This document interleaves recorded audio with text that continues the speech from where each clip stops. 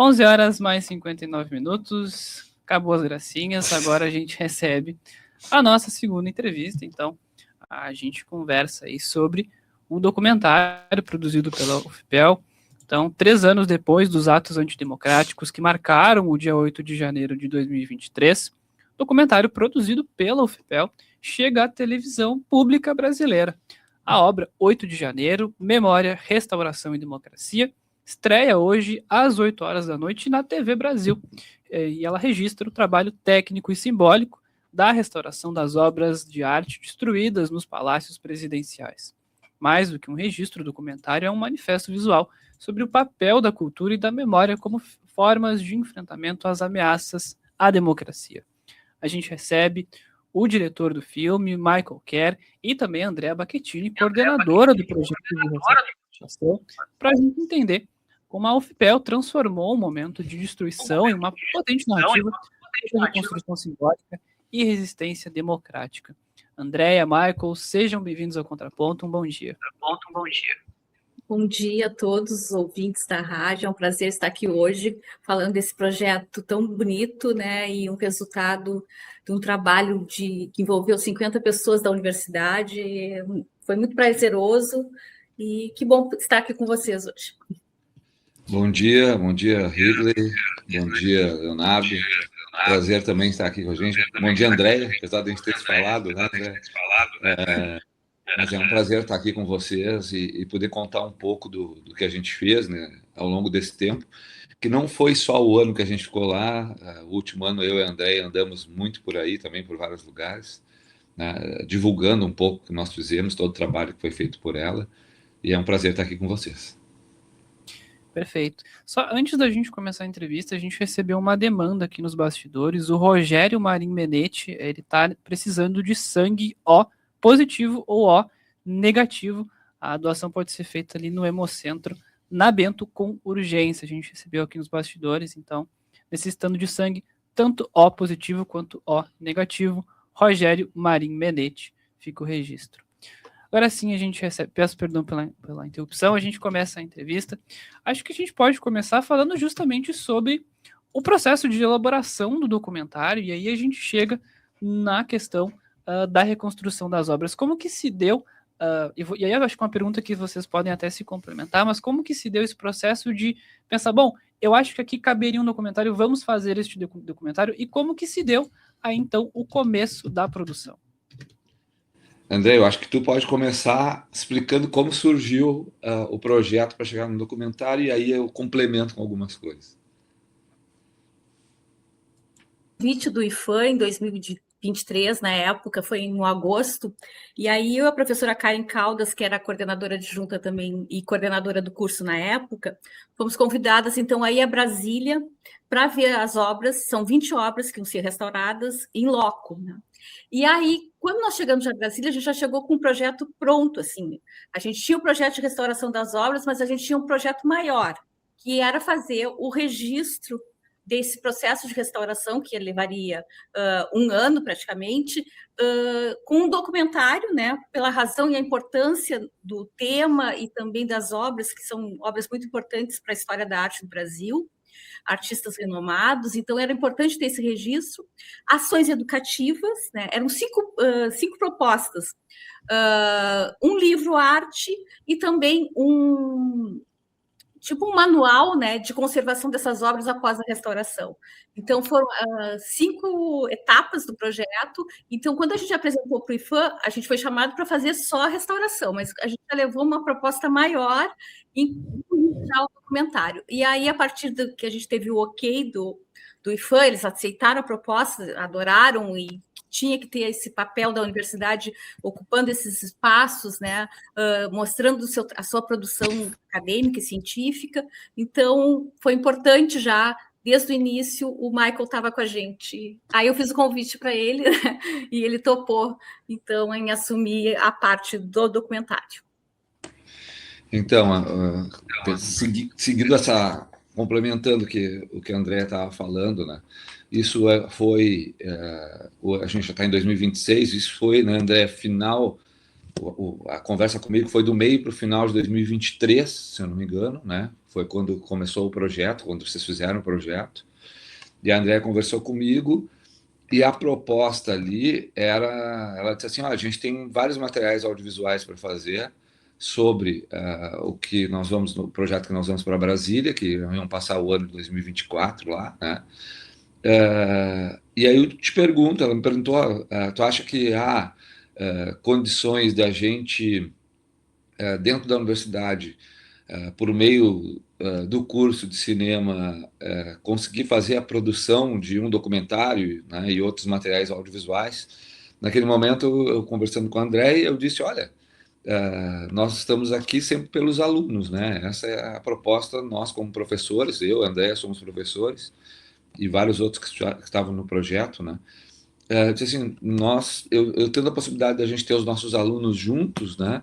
Indo a Brasília, acho que nós vamos fazer um bom trabalho a partir disso, e um trabalho necessário, né? Que era um registro disso tudo que iria ser recuperado, e foi extremamente bem recuperado pela André e por todos os professores e professoras que trabalharam.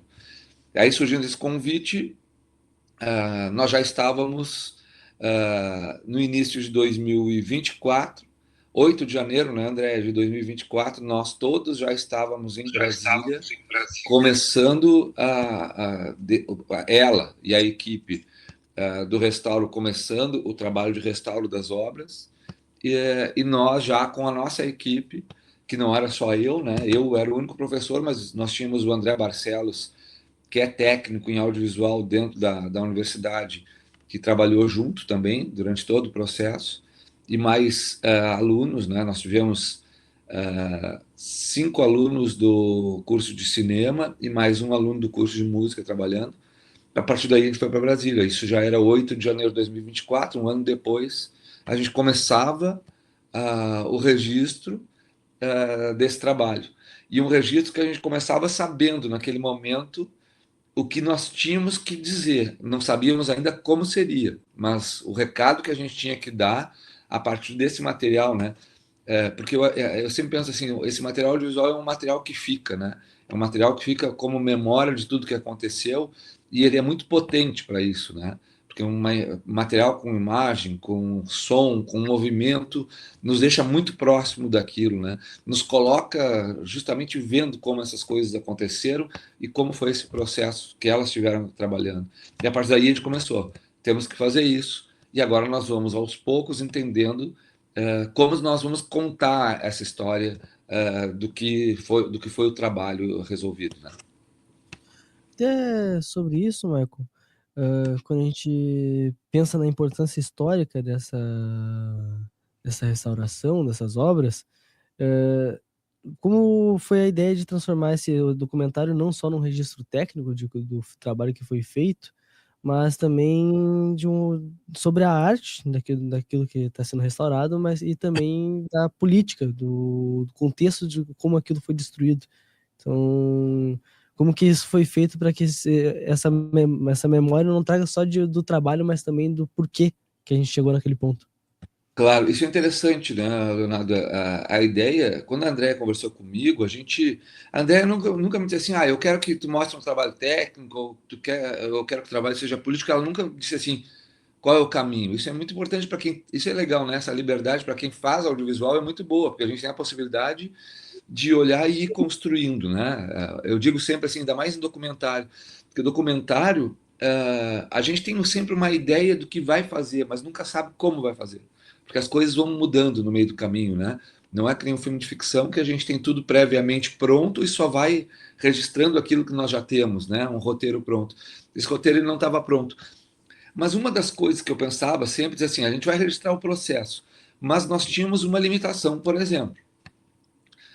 Nós não passamos com uma equipe, a equipe da Andréia, depois ela pode contar com calma tudo isso, mas a equipe da Andréia ficou 10 meses em Brasília, né, Andréia? Ficaram 10 meses trabalhando em Brasília no restauro. Nós, como parte do audiovisual, nós não tínhamos como ficar, não tinha orçamento, por exemplo, para a gente ficar os 10 meses lá. Então, o que a gente fazia? Nós íamos em alguns momentos a Brasília. Ao longo daquele período, nós fomos, se não me engano, 5 vezes a Brasília, ficávamos alguns dias, às vezes ficávamos uma semana, teve uma vez que a equipe nossa ficou 3 semanas, né, que foi quando teve o evento lá. Então, uma coisa era a questão era a seguinte, vai ter registro de técnica? Vai, mas só a questão técnica ficaria simplesmente uma questão de mostrar como se faz. E a nossa ideia não era assim, nós não vamos ensinar ninguém a fazer restauração, não é essa a ideia. Por trás nós tínhamos um ato muito mais simbólico em termos audiovisuais, né, do que simplesmente mostrar uma questão técnica, né, que tá no, né, isso tudo está carregado de muito simbolismo, né, todo o ato do restauro, né. Então nós começamos a fazer o quê?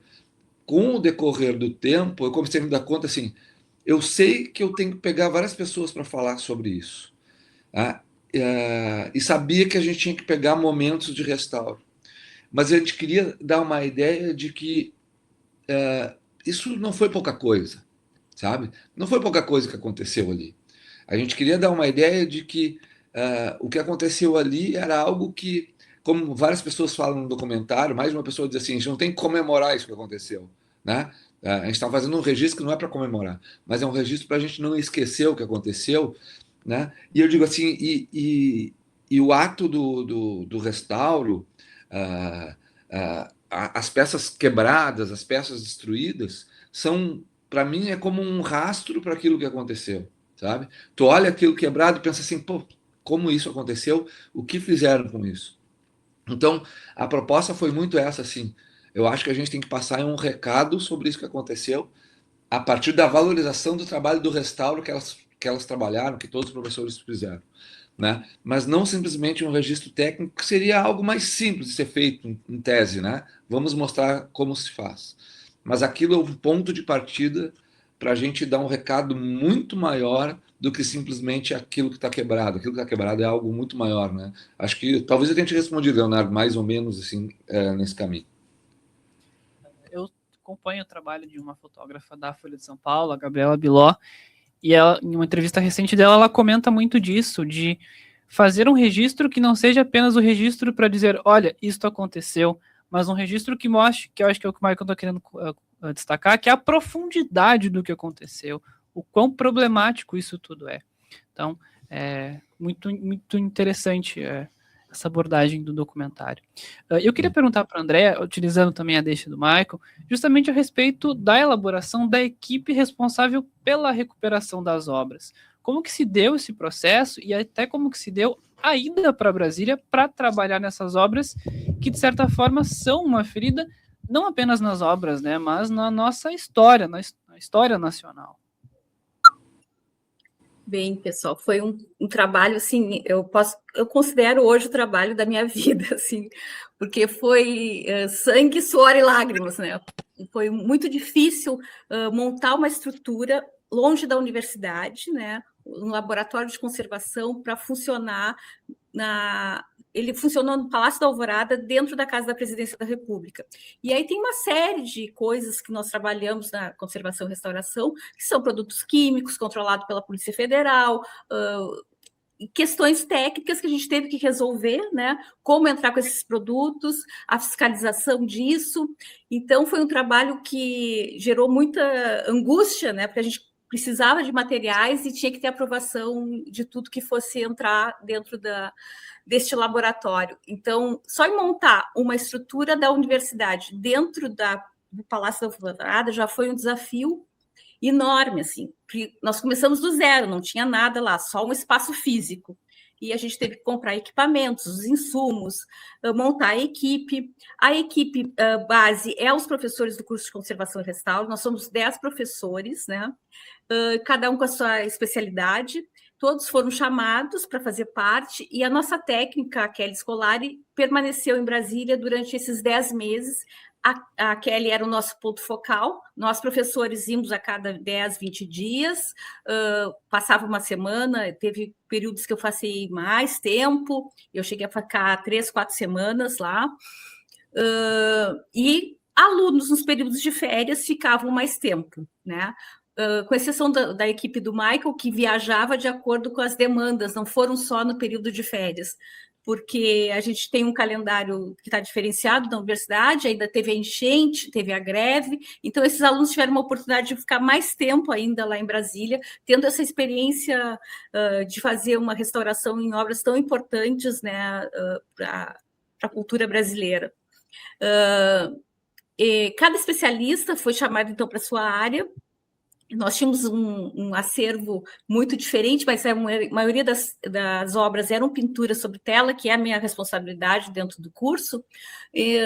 Então, contratamos os egressos também, que tinham sido formados, que ficaram lá também bastante tempo. O Tarsis, nosso egresso, foi responsável, então, para fazer a restauração das obras em metal.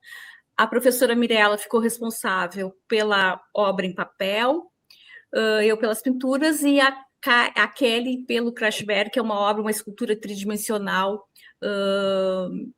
Então, a gente dividiu dentro das especialidades do curso. E a professora Karen Caldas, que além de ser coordenadora, fazia toda a documentação científica. O Michael fazia esses registros audiovisuais, mas a documentação científica foi feita pela professora Karen, que ela fotografava todos os momentos, né, todos os processos, todas as etapas de restauração. A gente deixava também, né, Michael, uma câmera lá, sempre filmando o que estava sendo realizado, para depois o Michael aproveitar, quando eles não estavam lá, o pessoal todo da equipe. Eu não sei quantas horas de filmagem, eu sei que nós temos mais de 15 mil fotografias no projeto, para vocês terem uma ideia de que a gente restaurou todo o processo. Desde a nossa chegada lá, o Michael chegou um pouquinho depois, mas nós chegamos dia 2 de janeiro já para implementar e começar, né, a montagem do laboratório. No total foram 50 pessoas participando, né, entre alunos, técnicos, egressos. Nós tivemos uma parceria muito bacana também com a UNB, que é a Universidade de Brasília, que foi uma casa para nós lá também, porque a gente ocupou, então, os apartamentos funcionais da universidade para poder levar os alunos. Eu mesmo fiquei hospedada várias vezes lá, o Michael também. Então, foi uma parceria muito bacana e mostrou o potencial, né, que nossos cursos da UFPEL têm em realizar esse trabalho. É uma equipe que pegou junto, assim, tinha muita vontade de fazer esse trabalho para dar certo. E nós enfrentamos uma enchente, lembrando que foi em 2024 que nós estávamos lá. Nós tínhamos comprado todas as passagens a um preço no início do projeto, e todas as passagens foram canceladas. E isso também foi um outro processo desafiador, né? Conseguir levar a equipe para Brasília, né? A gente não tinha aeroporto em Porto Alegre, e mesmo assim a gente conseguiu cumprir os 10 meses tratados na etapa da restauração, né? Então, por isso que eu digo que foi um projeto que me deu, eu dei muito de mim para ele ser realizado, sabe? Eu fico muito emocionada, e cada vez que eu assisto com o Michael, a gente tem andado por várias capitais, né? Levando documentário, fazendo debate após, e cada público assiste, é diferente, mas todos se emocionam, e o Michael foi de uma sensibilidade muito grande, assim, porque não é apenas um processo de restauração, como ele falou, é uma memória, é um registro para a gente não esquecer. E, ao mesmo tempo, ele não é uma coisa, um documentário político, apenas político, né? Ele trata isso com uma sutileza muito, muito bacana, muito sensível. Isso é o mérito do nosso diretor, né? Foi muito bacana, assim. Qualquer pessoa pode assistir, né? Não tem nem as cenas, claro, as cenas de violência que as obras sofreram, elas são bem impactantes, assim, e isso a gente consegue ver um pouco da destruição do que aquelas obras passaram, né? Hoje mesmo eu recebi agora um pouquinho uma nota da imprensa de São Paulo falando que o que restou da restauração, porque a gente eliminou bastidores quebrados, tela de reentelamento de Cavalcante, que a gente não ia mais poder usar, porque estava toda rasgada. Então, esses materiais a gente deixou com a Presidência da República, e o curador, que é o diretor dos Palácios Presidenciais, que é o Rogério Carvalho, acabou fazendo, então, novas obras de arte a partir dos insumos que sobraram do processo de restauração, né? Então, ficou muito bacana também, dando uma utilidade né, para essas obras que tinham sido descartadas, né? Não eram obras, mas o material que tinha sido descartado, que não ia mais ser, não ia dar mais a resistência à necessidade das obras. Fiquei meio confusa no final. Professora, no mês de novembro do ano passado, a gente entrevistou aqui na Rádio Com as professoras Karen e a professora Mirella. Também foram duas parceiras nessa restauração e elas estavam trabalhando, elas estão trabalhando na restauração no MEC e no STJ. E aí, no meio da entrevista, a gente perguntou sobre a sensação que foi ver o estado das obras, e elas relataram que foi muito emocionante, porque a tristeza de ver obras icônicas destruídas daquela forma. E aí, acho que é uma pergunta pessoal para a senhora, de como que foi essa sensação, e se isso é passado dentro do documentário, de pessoas que trabalham com isso, ver tudo... obras importantes sendo completamente destruídas. Essa sensibilidade o Michael teve também, ele foi atrás das meninas que fizeram o resgate inicial, depois que a polícia liberou das perícias, né, a Polícia Federal liberou os passos para limpeza, e ele conseguiu chegar nas pessoas que fizeram, então, esse resgate, que cataram os casquinhos realmente para a gente depois poder restaurar, né? Então, é um trabalho muito bacana e tem esse percurso todo do documentário, né, mostrando essa sensibilidade e essa emoção, né, das pessoas envolvidas no projeto e que atuaram lá na hora do resgate, né. O Michael também entrevistou o Maurício, que é técnico do IFAM, que foi a primeira pessoa a chegar, né, nos palácios quando estava acontecendo tudo vocês imaginam, o IFAM não tinha mais uma presidência, né? Os órgãos estavam sem uma coordenação geral, né? O governo estava sendo montado, tudo havia sido desmontado no governo anterior, então não tinha pessoas para atuarem lá, né? Então foi a Superintendência do Distrito Federal que chegou no primeiro momento para fazer esse resgate dessas obras junto com as equipes do Senado, do STF, e isso é importante também dizer que o Palácio do Planalto era a única instituição das afetadas que não tinha no seu corpo técnico um conservador restaurador. Tinha uma equipe de museólogos, mas não um conservador restaurador. Então, por isso também que a UFPEL foi chamada para fazer esse trabalho. O Senado, a Câmara dos Deputados e o STF têm no seu corpo, né, esses profissionais atuando e equipes disso especializadas já para tratarem seus acervos, né? Então eles conseguiram fazer com muita mais rapidez, voltar, né, a sua atuação mais rápido, né? Porque já tinham as equipes montadas. André, eu vou seguir na pergunta do Léo para te.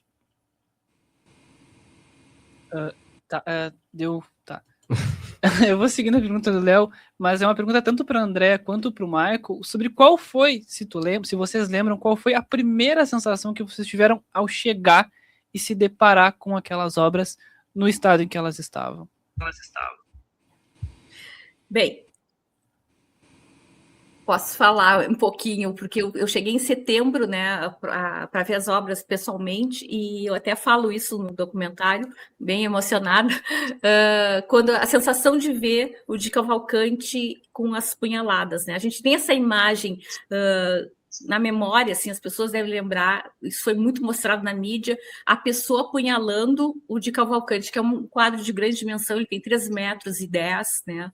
Então, ele é uma obra imponente e ela sendo brutalmente rasgada, apunhalada.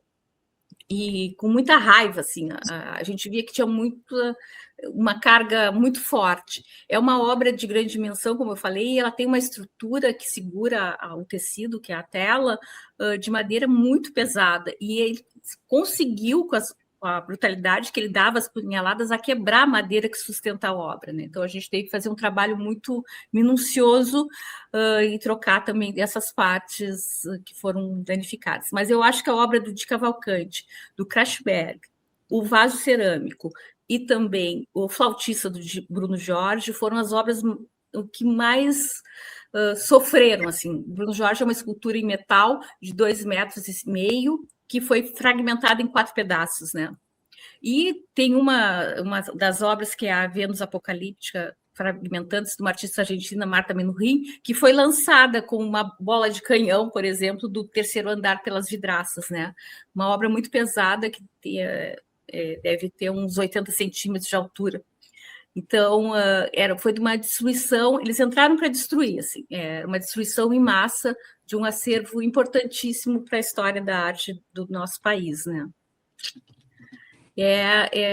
A gente sente muito forte, ainda mais quem é da área da arte, né, tem essa sensibilidade e sabe a importância daquele artista, né, de tudo que representa o nosso país.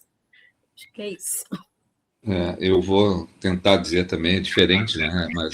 Mas a sensação é muito estranha, né? Eu me lembro que a André veio bem antes da gente, eu vi pela primeira vez quando a gente chegou em Brasília, eu acho que deve ter sido então 8 de janeiro, 2 anos atrás.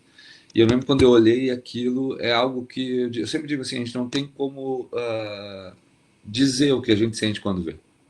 Né, André? Às vezes não tem uma palavra que expresse a sensação que a gente tem quando vê aquilo. É muito estranho, assim, né? A gente fica triste, era muito triste ver aquilo e a sensação é muito ruim, assim, de ver. Muito ruim. Tanto é que, por exemplo, quando eu vejo nas imagens, não é a mesma coisa que ver aquilo ali na tua frente, né? Aquela sensação de ver aquelas obras destruídas na tua frente, tu olhar aquilo, é meio uma coisa meio inacreditável pensar naquilo, assim, né? Então, as imagens talvez passem um pouco disso, mas quando a gente tem a experiência de estar em frente, é diferente, né? E a gente tentou um pouco isso, assim, né? E aí eu digo, o que as imagens não dizem, a gente tentou dizer meio pelas pessoas, assim, né? A André estava comentando antes aqui, vou aproveitar só para fazer um gancho, nós entrevistamos muitas pessoas. São 31 pessoas entrevistadas no total no documentário. Isso quer dizer muita gente, né? E tem desde isso que a gente falou, desde a pessoa que trabalhava com a limpeza do Palácio do Planalto, que trabalhava na área de limpeza, e a gente entrevistou essa pessoa que estava lá limpando os cacos, como as conservadoras, restauradoras também ajudaram lá. E aí nós fomos passando por várias pessoas diferentes. Tem professores, né? Tem técnicos da área, tem alunas que trabalharam no restauro, né? Quer dizer, a gente tentou fazer um apanhado geral de várias pessoas e que essas pessoas, naquilo que elas contavam, passassem um pouco aquela sensação do que se viu, talvez, né? A gente tem, a André falava agora há pouco, a gente deve ter, imagina, o documentário tem 50 minutos, tá? Mas nós temos de entrevista gravada em torno, vou dar um chute aqui, não lembro de cabeça, mas é quase 15 horas de entrevista gravada. É muita coisa, né? Fora as imagens, né, André, que fizeram lá, que vocês fizeram no laboratório, que a gente fez, que em imagens a gente deve ter isso também, mais umas 15 horas. Então a gente tem talvez umas 30 horas de imagens que a gente resumiu em 50 minutos, né? É isso que a gente tem que fazer sempre também, ninguém vai assistir 30 horas, né? Mas nesses 50 minutos a gente tenta passar um pouco daquela sensação que a gente tem vendo aquilo. Foi um pouco isso que a gente tentou. Gente, agora são 12h mais 28 minutos. A gente, infelizmente, vai chegando na reta final do programa, mas tem mais uma pergunta que ela não pode faltar, que a Andrea, ela tinha comentado mais cedo, justamente sobre a viagem que vocês têm feito em capitais que vocês apresentam um documentário. E eu queria que vocês destacassem justamente sobre isso, de como tem sido a repercussão do documentário e também do projeto de restauração, e, claro, comentar um pouquinho sobre a estreia hoje na TV aberta, né, na TV brasileira. Eu vou falar alguma coisa e passo a bola para a Andréia. Só falar da sensação assim, que a gente teve ao longo... Vamos dizer, 2024 foi o ano de produção do documentário, né? E o ano de restauro das obras. Desde janeiro de 2025, exatamente um ano atrás, 8 de janeiro de 2025, nós estávamos lançando o documentário e a Andréia entregando as obras restauradas no Palácio do Planalto, no dia 8 de janeiro de 2025, para o presidente Lula. Foi feita essa entrega, né, no Palácio Planalto, e nós naquele dia exibimos o documentário lá em Brasília, no IFAM. Foi a primeira experiência que a gente teve de exibir o documentário para um público que são experiências diferentes, né? Passar numa TV é diferente porque não é é uma experiência mais individual de assistir individualmente, né? E tu passar o documentário num ambiente coletivo é uma outra experiência porque tu vê a reação das pessoas ali naqueles momentos, né, André? E se percebe. Eu acho que a gente teve em todos os locais que a gente passou, dava para perceber a reação que as pessoas sentiam ao assistir o documentário. Nós passamos lá em Brasília, depois nós tivemos em Pelotas, no nosso CineFPEL, que é do nosso curso de cinema, né? Fizemos algumas exibições ali. Porto Alegre, na Casa de Cultura Mário Quintana, na PUC também, né, André? Mais para o final do ano agora, tivemos na PUC. Tivemos em Belo Horizonte, fazendo apresentação lá também. Todos eles nós sempre fizemos debates posterior à apresentação. E o último, não foi o último, mas o penúltimo que nós fizemos foi em Belém. Fomos ao Pará, apresentamos em Belém, também com ótima presença de público e debates interessantíssimos. Assim. Eu acho que isso é algo que para nós tem marcado bastante. Assim, os debates são muito férteis, assim, tem coisa muito interessante que sai daquilo que se fez. E só para finalizar, assim, a estreia hoje em TV para nós é também uma satisfação muito grande de poder chegar num público maior de uma vez só, né? O documentário está no YouTube do IFAM, ele está à disposição no YouTube do IFAM, mas quando ele vai ser apresentado numa rede de televisão é um pouco diferente, né? A gente tem uma sensação de que parece que agora a gente vai chegar a pessoas que a gente não chegaria nesses outros espaços, né?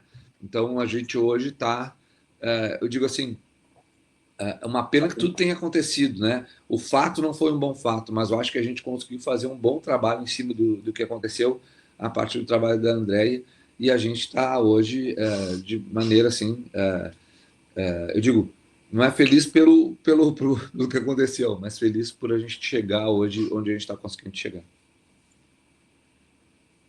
Bem, queria agradecer o espaço e espero que vocês curtam o documentário, né? Hoje é uma experiência diferente para nós, mas a gente está muito feliz com o resultado e todo mundo ligado no canal Gov, né? E Isso. Vamos assistir novamente. Ontem passou também o documentário no canal do MEC, né? No canal Educação, que foi bem bacana, assim, a repercussão também, aonde está chegando, né, o documentário. Mas ele também está disponível, quem não puder assistir, ele está disponível, então, no YouTube do IFAM também, para o pessoal que não puder assistir hoje. Obrigada pela entrevista e obrigada mesmo.